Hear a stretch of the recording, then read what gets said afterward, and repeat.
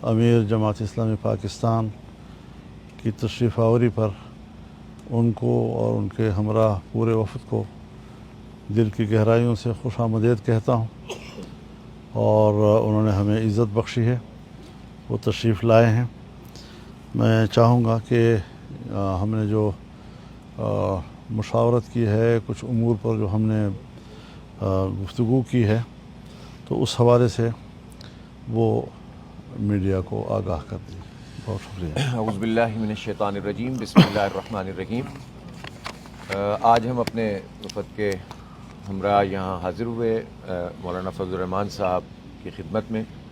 और मियाँ असलम साहब, रसूलुल्लाह रंधावा साहब, फ़रासत शाह साहब, शकील तुराबी साहब हमारे साथ हैं, और मौलाना की माशाअल्लाह पूरी जो टीम है वो भी मौजूद थी। और जो मुल्क की इस वक्त सूरत हाल है और बैनुल अक़वामी सूरत हाल है, उस पर हमने तफसीली तबादला ख्याल किया। ख़ास तौर पर इस वक्त जो गज़ा के हवाले से पीस बोर्ड, जो अमलन डोनाल्ड ट्रंप का ज़ाती बोर्ड है, क्योंकि उसने सबकी नुमाइंदगी की है और लोगों ने अपना कंसेंट दिया है, उसके हवाले से गुफ्तगू हुई। और 19 फरवरी को जो इजलास वहाँ होने जा रहा है, उसको हम बहुत ही ज़्यादा तशवीश की निगाह से देखते हैं कि यूएनओ के एक प्लेटफॉर्म की मौजूदगी में, एक ऐसा प्लेटफॉर्म जिस पर एक मुल्क के सरबराह की हैसियत को सबने तस्लीम कर लिया हो, उसमें पाकिस्तान जैसे मुल्क की शिरकत, वो पाकिस्तान जिसने कभी भी इसराइल को तस्लीम नहीं किया हो और कायदे आज़म से लेकर आज तक हमारी ये पॉलिसी चल रही हो, और न सिर्फ ये कि उसका मेंबर बनना गवारा कर लिया, बल्कि उसकी मीटिंग में भी शरीक हो रहे हैं, जबकि 2 दिन पहले नेतन्याहू ने भी उसका हिस्सा बनने पर आमादगी ज़ाहिर की है और साइन कर दिए हैं। और हमारा ये सवाल पूरी कौम से है, और सबसे पहले वज़ीर आज़म से है कि नेतन्याहू खुद या उसका कोई नुमाइंदा वहाँ अगर मौजूद होगा, तो पाकिस्तान के वज़ीर आज़म साहब या उनका नुमाइंदा अगर ट्रंप की छतरी तले बैठेंगे, तो क्या आप पेशरफ्त कर रहे हैं इसराइल को तस्लीम करने की तरफ?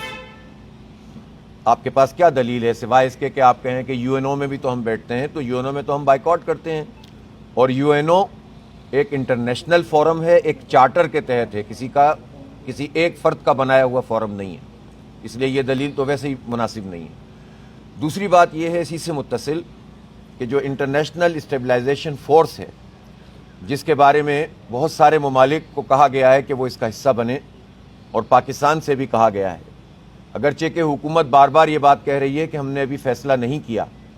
लेकिन हमें ख़दशा है कि जब इस तरह के बोर्ड में आप बैठेंगे और इतने दबाव के साथ बैठेंगे, तो फिर उसके बाद अगर वहाँ ये बात तय होती है कि इसका हिस्सा बनना है, तो आपका फ़ैसला क्या होगा? लिहाजा किसी सूरत भी ये तस्लीम नहीं किया जा सकता कि पाकिस्तान की अफवाज ISF का हिस्सा बने,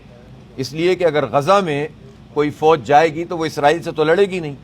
वो तो ट्रंप के और नेतन्याहू के इस एजेंडे को पूरा करेगी कि जिसमें हमास को डिसार्म करना मतलूब और मकसूद है। इसी के साथ ये बात बहुत अहम है कि जो असल फरीक है उससे तो कोई बात ना करे, उसको कोई शामिल ना करे, हत्ता ये कि हमास तो हमास खुद जो वहाँ की फ़लस्तीन अथॉरिटी है उस तक को शामिल ना करें और अमन की बात करें, ये कैसे मुमकिन है? और पाकिस्तान इतना, यानी इसको तो सफारतकारी के एतबार से भी एक बहुत ही ख़राब किस्म का आइडिया कहा जाएगा कि आप ऐसे अमल का शरीक हो जाएं कि जिसमें फ़रीक ही मौजूद ना हो,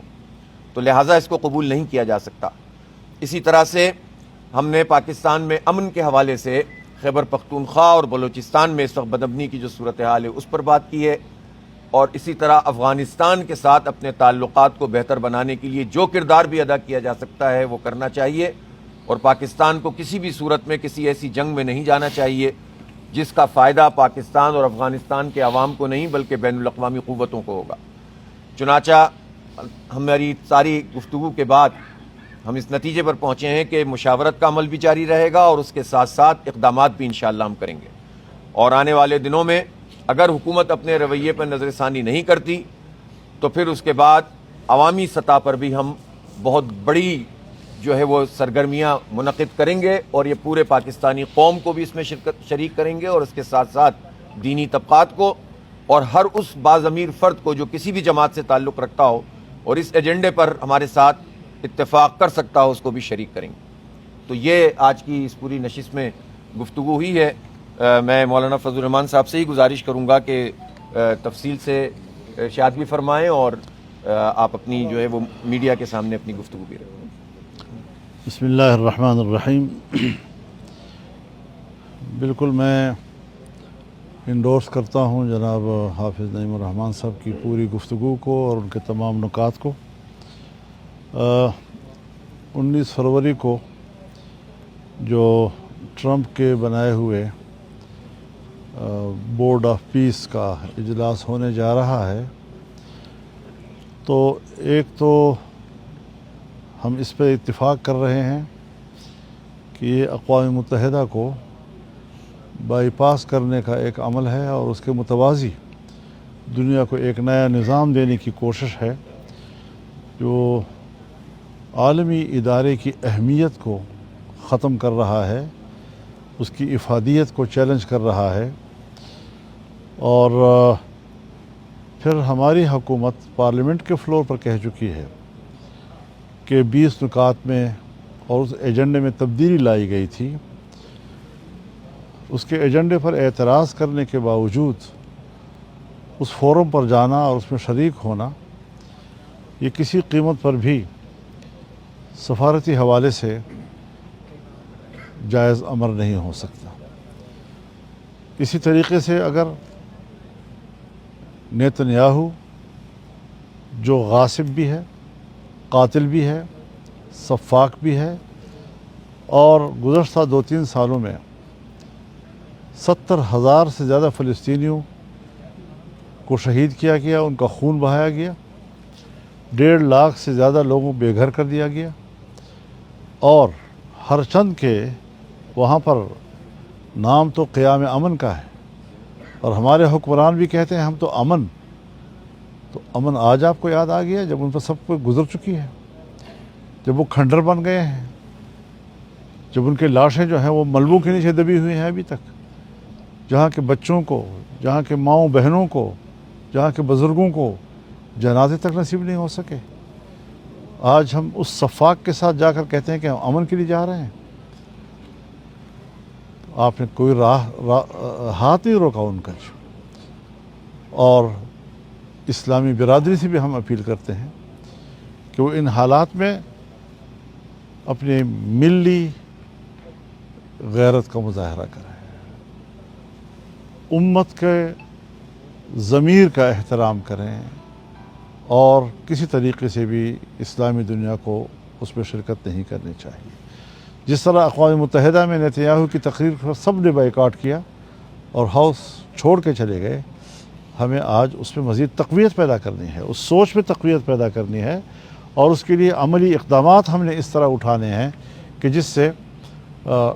اسلام مسلمانوں کے ساتھ اور ایک مسلمان قوم کے ساتھ، فلسطینیوں کے ساتھ اس طرح کا مذاق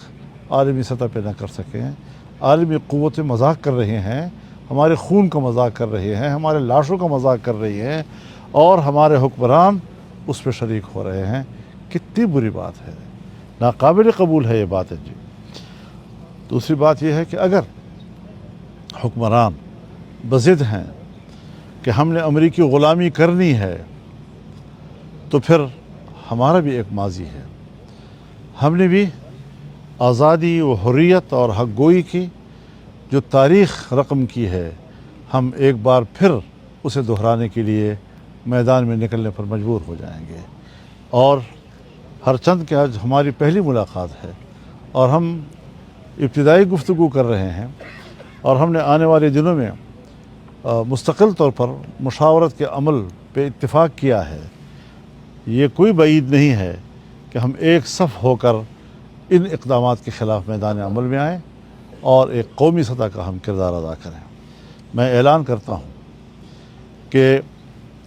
عید الفطر کے بعد پورے ملک میں ایک عوامی مہم چلائی جائے گی۔ جمعیت علماء اسلام نے 12 اپریل کو مردان میں ملین مارچ کا اعلان کر دیا ہے اور اس طرح ہم چاروں صوبوں میں جائیں گے اور ہم صوبوں کے امن و امان کے حوالے سے بھی ظاہر ہے ان کے حقوق ہیں اور وہاں کے وسائل پر ان کا حق ہے जब चोरी छुपे कोई बैनुल-अक़वामी क़ुव्वत ज़बरदस्ती उनके हक़ पे कब्ज़ा करेगा या हमारे कोई इदारे वहाँ के अवाम के, वहाँ के बच्चों के हुकूक पे कब्ज़ा करेंगे, तो ज़ाहिर है कि उससे रद्द अमल उभरेगा। और अभी तक आम आदमी को छोटे सूबों में उनके वसाइल और उनके हुकूक के हवाले से हमारे हुक्मरान, हमारी इस्टेब्लिशमेंट, हमारी ब्यूरोक्रेसी वो मुतमईन नहीं कर सकी है। तो ये सब चीज़ें वो हैं कि जो बदअमनी के लिए अवामिल बन रहे हैं। और ये कि पाकिस्तान एक दफ़ा फ़लस्तीनियों का कत्लेआम कर चुका है और फ़लस्तीनियों ने वो भूला नहीं है। क्या हम दोबारा जाएंगे? क्या हम वहाँ पर इस्राएली फ़ौज के साथ मिलकर कंट्रोल संभालेंगे? और हमने वहाँ जंग लड़नी होगी, इसलिए कि हमने हमास को गैर मुसल्लह करना है। जब आप हमास को गैर मुसल्लह करेंगे तो आप ताकत इस्तेमाल करेंगे, तो वो ताकत किसके ख़िलाफ़ इस्तेमाल होगी? वो फ़लस्तीनी के ख़िलाफ़ इस्तेमाल होगी, वो एक मुसलमान के ख़िलाफ़ इस्तेमाल होगी और इसराइल के शाना बशाना पाकिस्तान को खड़ा करना होगा। तो इस हवाले से हम किसी किस्म की कोई ऐसी मोहलत हुकूमत को देने के लिए तैयार नहीं है कि वो तमाम सफारती आदाब, कवायद, ज़वाबित और उसूल को पामाल करके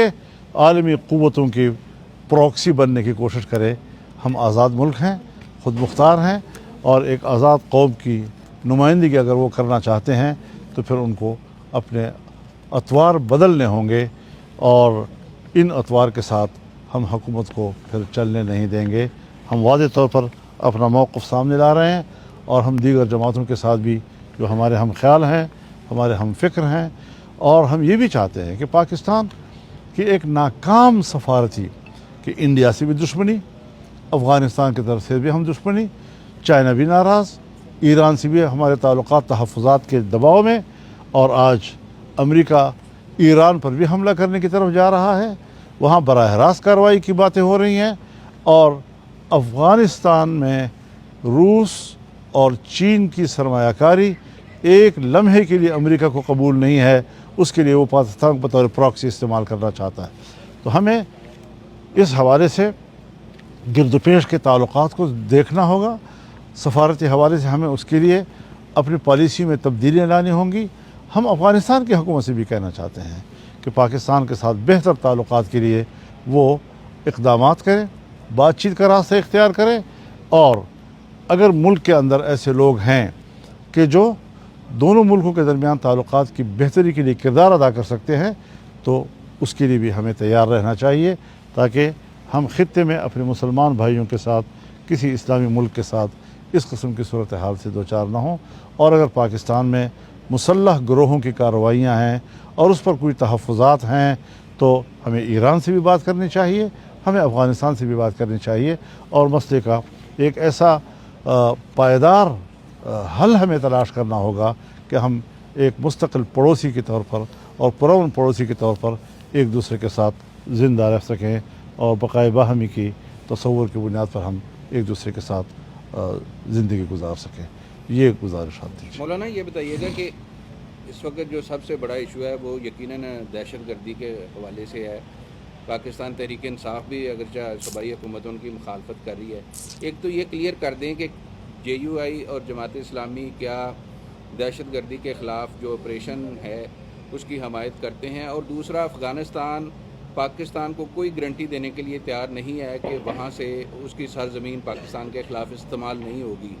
तो क्या आप दोनों ज़ाहिर एक असर और सूख रखते हैं, तो क्या इस हवाले से ख़ुद कोई बतौर सालिस किरदार अदा करने के लिए तैयार हैं? देखिए, मसला ये होता है कि हम हर मसले को आज की नज़र से देख कर सवाल करते हैं। दहशतगर्दी हो, मुसल्लह कार्रवाइयाँ हों, अमन व अमान का मसला हो, पाकिस्तान में 3-4 दहाइयों का एक लंबा मसला है। हमने इस तरह के ऑपरेशंस की मुखालफत की थी, लेकिन ये बज़िद थे कि हमने अमन व अमान मुल्क को देना है, लिहाजा हम अपनी पॉलिसी ख़ुद बनाएंगे, हम इनके सामने रुकावट नहीं बने, इत्तेफाक न करती हुई भी हम रुकावट नहीं बने, लेकिन उसके बावजूद वो कौम को अमन नहीं दे सके हैं। क्या वजूहात हैं, क्या रुकावटें हैं, वो सिर्फ अपने आप पर क्यों इन्हिसार कर रहे हैं। वो पार्लियामेंट की राय नहीं ले रहे, वो सियासतदानों की राय नहीं ले रहे, वो मजहबी जमातों की राय नहीं ले रहे, और सिर्फ अपने ऊपर इन्हिसार करने के नतीजे में आज वो खित्ते में भी तन्हा हैं और मुल्क के अंदर भी तन्हा होते चले जा रहे हैं। तो ये उनको सोचना होगा कि वो इस पॉलिसी पर क्यों आगे बढ़ रहे हैं। अच्छा मौलाना साहब, आप दोनों माशाल्लाह बड़ी सियासी मजहबी जमातें हैं, आज आपकी मीटिंग हुई है, क्या ये इत्तेहाद MMA की तरह का इत्तेहाद बनने जा रहा है? हमने बात वाज़ेह कर दी है कि अभी हम सिर्फ मुशावरत के अमल को जारी रखेंगे, फिर आगे जितने भी उसके बेहतर नताइज सामने आते रहेंगे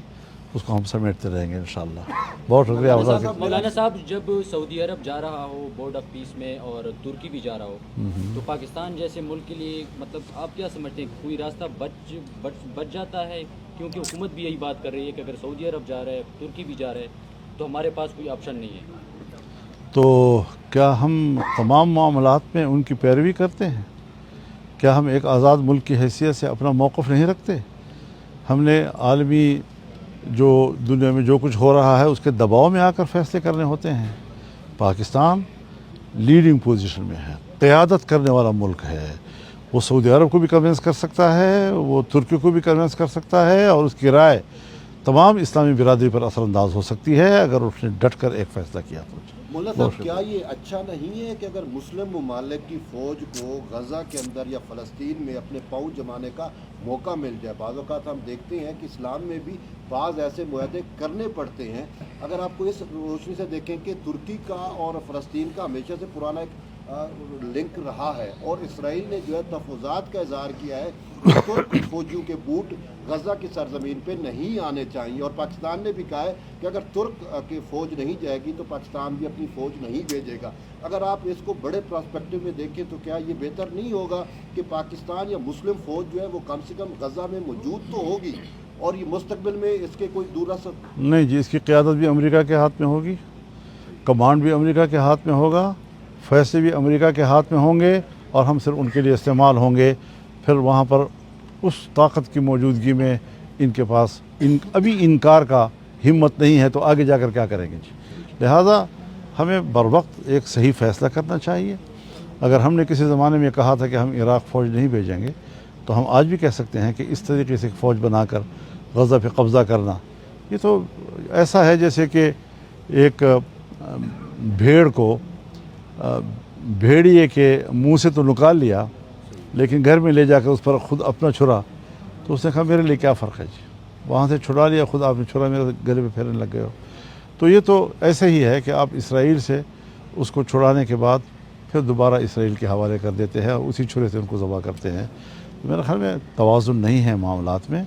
और तवाज़ुन इस हद तक नहीं है